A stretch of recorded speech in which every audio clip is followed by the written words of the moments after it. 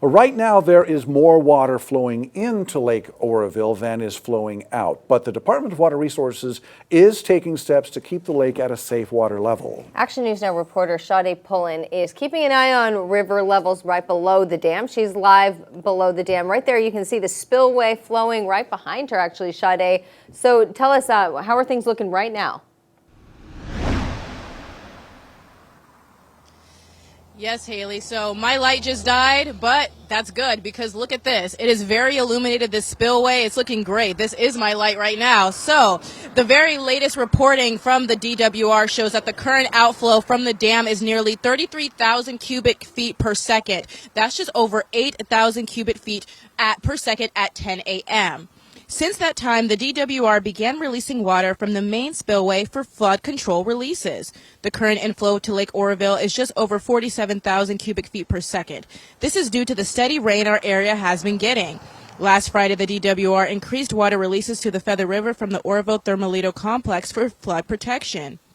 A DWR spokesperson said in part, between October and April, DWR is required to operate Lake Oroville for flood control under federal water control manual guidelines set by the U.S. Army Corps of Engineers. DWR says the space is required to capture inflows from the rain and future snowmelt while protecting downstream communities. But Congressman Doug LaMalfa has some concerns. I'm concerned that, we went almost 0 for January on rain, and all of a sudden they're going to ramp this up to 50,000 CFS probably tomorrow. I understand they have a flood control measure they have to take there, but there's still 800,000 acre feet of space in Oroville and over 1 million acre feet of space in Shasta, for example.